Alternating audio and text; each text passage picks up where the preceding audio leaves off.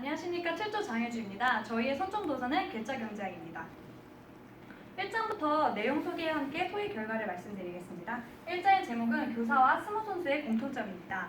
교사와 스모 선수의 이렇게만 보면은 둘의 공통점이 전혀 없어 보이는데요. 책에서는 이 직업군의 공통점을 인센티브를 통해 발견하였습니다. 두 직업군에게는 각기 다른 인센티브가 있습니다. 교사에게는 고부단 시험에서 높은 성적을 받은 학급의 우수 교사에게는 25,000달러 인센티브를 지급하고, 스모 선수에게는 대회 순위에 따른 차등 혜택을 주는 인센티브가 있습니다. 인센티브 시행의 결과를 말씀드리기 전에 먼저 인센티브의 구분을 설명드리겠습니다. 인센티브는 경제적, 사회적, 도덕적 이렇게 세 가지로 구분 지을 수 있는데요. 경제적은 말 그대로 긍정적인 보상을 의미합니다. 교사에게 지급되는 25,000달러의 인센티브는 이 경제적 인센티브에 해당된다고 말할 수 있습니다. 다음은 사회적입니다. 사회적 보상은 사회적 위치와 함께 사회적 위치, 명예와 연관이 되는데요. 스모 선수의 같은 경우가 이 경제적, 사회적 보상에 해당된다고 말할 수 있습니다. 다음은 인센티브 시행의 결과를 말씀드리겠습니다. 본래 의도는 학업 성취도를 높이고 대회 순위에 따른 차등 혜택으로 스모 선수들의 능력을 최대치를 발휘하게끔 하는 의도였는데요. 이 인센티브 시행은 결국 부정적인 결과를 낳았습니다. 교사들에게는 학생이 답안지를 조작하게 하였고, 스모 선수에게는 경기 승패를 조작하게 했습니다. 이는 인센티브의 양면성, 부정적인 영향이라고 말씀드릴 수 있습니다. 마지막으로 토의 결과입니다. 인센티브의 부정적 영향은 주위의 여러 사례에서 볼 수 있는데, 따라서 양쪽 측면을 모두 고려하자가 저희 조의 토의 결과였습니다. 경제학자 정책결정자들은 인센티브를 통한 경제유인 정책을 시행할 시 긍정적, 부정적 영향 모두 고려해야 한다는 것입니다. 이상입니다. 괴짜경제학의 파트 2 내용은 KKK와 부동산 중개업자는 어떤 부분이 닮았을까라는 내용입니다. KKK와 부동산이 전혀 닮아 보이지 않는데, KKK를 와해시킨 SKN이라는 사람과 부동산 중개업자의 이익 취하기와 관련돼서 이야기를 했습니다. 다음 장을 보시면 우선은 KKK를 어떻게 와해시켰는지에 대해서 한번 알아보도록 하겠습니다. 이 백인 우월 단체인 KKK에 이 케네디라는 사람이 잠입을 했고, 그 다음에 KKK의 비밀을 알아냈습니다. 알아낸 비밀을 정보를 공개해서 KKK를 와해시켰습니다.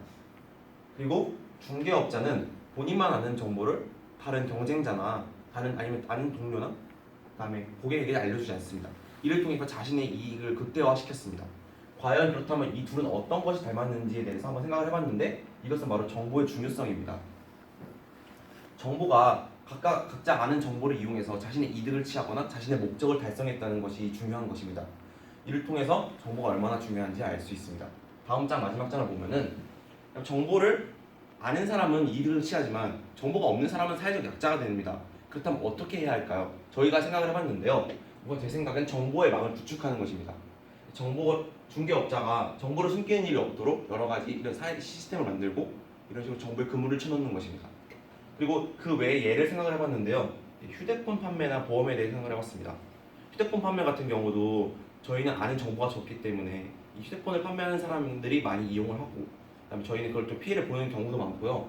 보험 같은 경우도 사람들이 아는 보험 회사보다 저희가 정보가 적기 때문에 이렇게 역선택이나 이런 상황이 발생할 수 있습니다. 지금까지 챕터 2였습니다.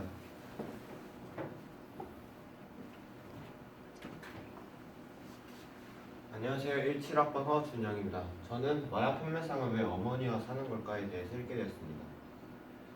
우선 마약 판매상은 피라미드족처럼 상위 계급 그리고 하위 계급 이렇게 나눠져 있는데요. 이런 피라미드 계층에서 모든 계층들은 각각 상승을 하기 위해서 치열한 경쟁을 펼치게 됩니다.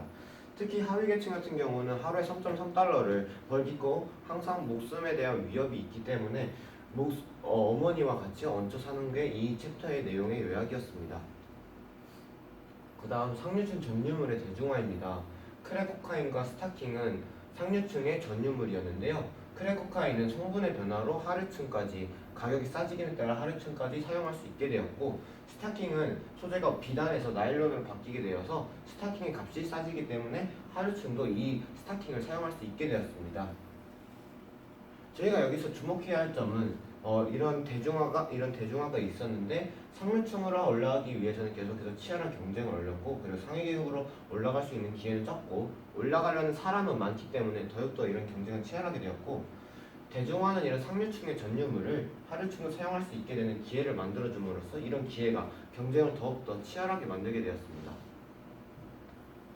저희는 이런 것을 말고 토의 결과는 상류 계급으로 올라갈 수 있는 기회가 만들어집니다. 근데 이런 기회는 계층 상승의 기회인데 이런 계층 상승의 기회는 대중화가 기회를 만듭니다. 기회를 만들고 그리고 이 기회는 경쟁을 만들고 그리고 경쟁은 엄청 치열하게 됩니다.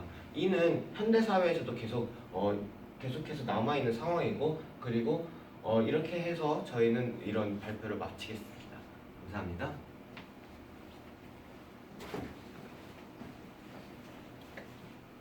안녕하세요. 1학번 강현규입니다. 저는 파트 4 그 많던 범죄자들은 다 어디로 갔을까에 대한 주제로 발표 이어나가보도록 하겠습니다. 지금 미국의 범죄율이 1990년대 이후로 급격히 줄어듦을 알 수 있습니다.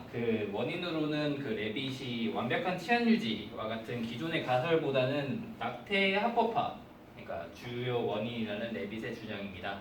이를 자세히 알아보도록 하겠습니다. 레빗은 이렇게 말합니다. 낙태의 시술을 원하는 이들은 대부분 처한 환경이 좋지 않다는 것을 그렇게 기술하고 있는데요. 불우한 가정에서 태어난 아이들이 그렇지 않은 아이들보다 범죄자가 될 가능성이 훨씬 더 높다고 기술합니다. 뒷받침할 연구 결과는 수없이 많은데요. 실제로 1970년대 낙태 합법화 이후로 20년 후의 범죄율이 50% 감소함을 알 수 있습니다.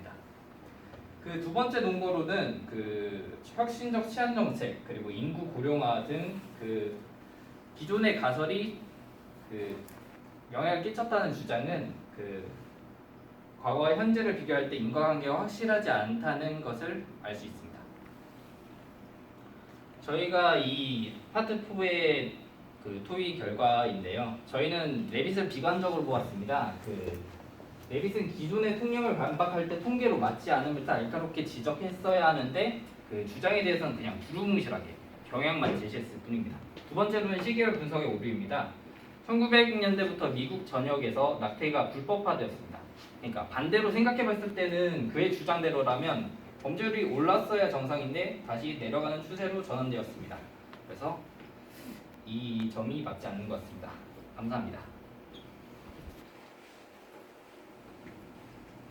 안녕하세요. 금융학부 17학번 최민혁입니다. 저는 괴짜경제학 파트 5 완벽한 부모는 어떻게 만들어지는가에 대해 발표를 맡았습니다. 첫 번째로 내용 요약을 하자면 첫 번째로 부모들은 합리적으로 위험을 감지하지 못하는 사람들입니다. 죄송합니다. 예를 들어서 수영장이 있는 C의 집에서 노는 것은 허락하지만 집에 총이 있는 B의 집에서 노는 것은 허락하지 않는 부모가 있습니다. 하지만 수영장에서 익사사고를 당할 확률은 1만 분의 1000인데 비해 총기 사고로 죽을 확률은 100만 분의 1입니다. 그리고 두 번째로 양육법은 성적 이외의 것에 영향을 미친다는 것입니다. 사례는 미국 교육부에서 실시한 ECLS 프로젝트라는 게 있는데요. 실제로 부모의 능력, 재산, 교육 수준이 높을수록 자녀도 성적이 좋고 그렇게 따라갈 확률이 높다는 것을 보여줬습니다. 여기서 저희는 리스크 방정식이라는 것도 적용할 수 있습니다. 그래서 리스크 방정식이라는 리스크는 하자드 플러스 아웃레이지라는 것인데요. 여기서 하자드하고 아웃레이지는 동등하지 않습니다. 이게 무슨 말이냐면은 실제로 수영장에서 익사사고를 당할 확률이 더 높지만 수영장에서 익사사고를 당하는 것과 아이가 총기 사고로 죽는 것은 저희가 느끼는 분노의 정도가 틀립니다. 그래서 저희는 총기 사고를 더 위험하다고 총이 있는 것을 더 위험하다고 생각하는 것이고요.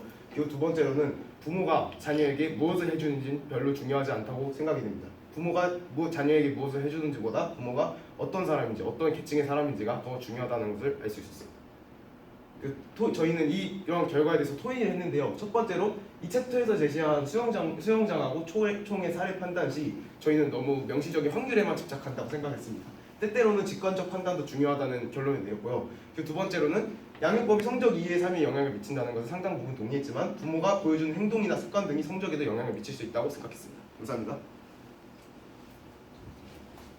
네, 안녕하세요. 챕터 6를 맡은 금융학부 1상학번 윤창호입니다. 파트 6에서는 부모는 과연 아이에게 영향을 미치는가라는 주제로 한번 다뤄보겠습니다. 넘겨주세요. 내용을 요약해 보면은 우선 아이의 이름을 지어주는 일이 나오는데요. 부모는 자신이 자녀의 장래에 큰 희망을 미치고 있다고 생각합니다. 따라서 자신의 자녀들이 앞으로 얼마나 성공적일지 그들 자신의 기대를 이름을 통해 표현한다고 나왔습니다. 두 번째로 이름과 부모의 사회 경제적 지위의 상관관계인데요. 어떤 이름이 고소득의 교육 수준이 높은 부모 사이에서 인기를 얻으면 사회 경제적 지위라는 사다리를 타고 내려가기 시작합니다. 이름의 흐름을 주도하는 그 이들은 유명 인사나 가수, 영화배우 같은 스타와 달리 몇 블록 건너 커다란 집에 살며 최신형차를 모는 가족의 자녀의 이름을 따라한다고 나왔습니다. 아이의 이름의 의미를 두자면은 아이의 이름은 두 가지 의미가 있습니다. 첫째, 자녀의 성공을 바라는 부모의 기대이고요. 두 번째로는 지위와 이름의 상관관계를 갖는 부모의 지위입니다.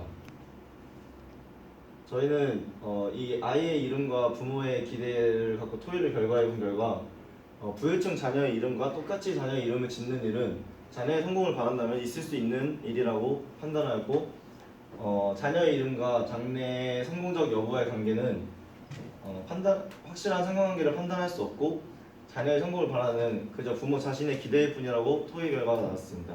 이상으로 배짱자랑 토의를 마치겠습니다. 감사합니다.